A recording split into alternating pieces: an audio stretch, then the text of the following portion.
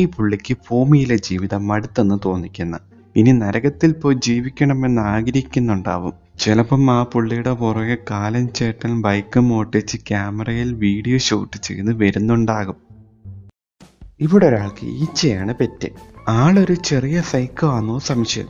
നമ്മുടെയൊക്കെ വീട്ടിൽ പെറ്റായി വളർത്തുന്നത് കൂടുതലും പട്ടിയോ പൂച്ചയോ ആയിരിക്കും. എന്തായാലും അതിന് കഴിക്കാനായിട്ട് എന്തേലൊക്കെ കൊടുക്കുന്നുണ്ട്.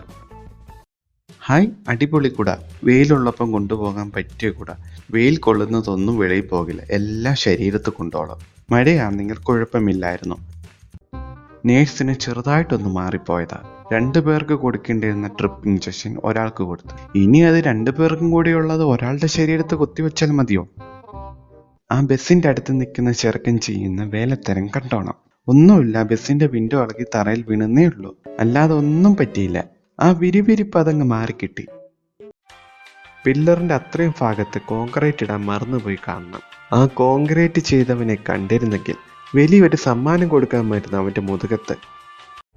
പെറ്റിന് വീട്ടിനകത്തിരുന്നു മടുത്ത്. അങ്ങനെ ഈവനിങ് വാക്കിന് പെറ്റിനെ കൊണ്ടിറങ്ങിയതാ. പെറ്റിന്റെ സ്പീഡ് അനുസരിച്ച് എപ്പോ വീട്ടിൽ തിരിച്ചു കയറാൻ പറ്റുമോ എന്തോ. ഈ ചേച്ചി ഇപ്പോഴത്തെ കാലത്ത് ജനിച്ചതായിരിക്കും. ആ ക്യാമറ ഡിജിറ്റൽ സൂമിങ് ഇല്ല, മെക്കാനിക്കൽ സൂമിങ്ങാ ഉള്ളത്. അത് ടച്ച് സ്ക്രീനും അല്ല. ആ ചേച്ചിയുടെ ഓരോ കാര്യങ്ങൾ. ടാറ്റ കാണിക്കുന്ന ഞണ്ട്. ആ പയ്യൻ ടാറ്റ കാണിക്കുന്ന ടൈമിങ്ങിൽ തന്നെ ഞണ്ട് തിരിച്ച് ടാറ്റ കാണിക്കും. അവർ തമ്മിൽ വലിയ ഫ്രണ്ട്സ് ആയിരിക്കും. Z+ സെക്യൂരിറ്റി ഉള്ള വീട്. ഈ വീടിന് മതിൽ ചാടാൻ ആരെങ്കിലും ആഗ്രഹിക്കുമോ എന്തോ. ഈ വീടിന് മതിൽ ചാടിയാൽ എങ്ങനെ ഇരിക്കും? പുള്ളി വലിയ എഞ്ചിനീയറാന്ന് പറഞ്ഞ് ചാട് കാണിക്കുക. ടേപ്പിനെ സ്പൂണായിട്ട് ഉപയോഗിച്ച് ഫുഡ് കഴിക്കത്തോളുന്ന്.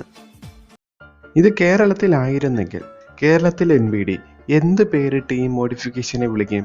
പൊതുവെ പറയുന്നത് രൂപം മാറ്റം ചെയ്തെന്ന. ഇതിനെ എന്ത് പേരിൽ അറിയും? എന്തായാലും കാറ് പറക്കുന്നുണ്ട്. പട്ടിക്കുട്ടികൾക്ക് ആടിന്റെ തലച്ചോറ് വെച്ചോ? ആടിന് ഇഷ്ടമുള്ള പച്ച ഇലകൾ പട്ടിക്കുട്ടികൾ കഴിക്കുന്ന ഇത്രയും ഇഷ്ടത്തോടെ കഴിക്കുക. ഇത് എന്ത് ഇലയാണോ എന്തോ.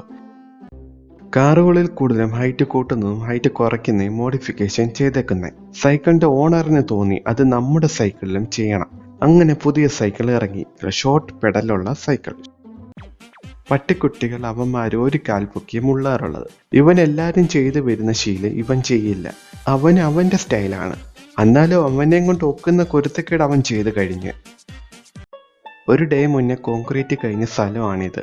നെക്സ്റ്റ് ഡേ ആയപ്പോൾ അവിടെ കുറച്ച് കാൽപ്പാടുകൾ. വെള്ളം അടിക്കുന്നവനെ അത് അറിയാൻ പറ്റും അവിടെ എന്താ സംഭവിച്ചേക്കുന്നതെന്ന്.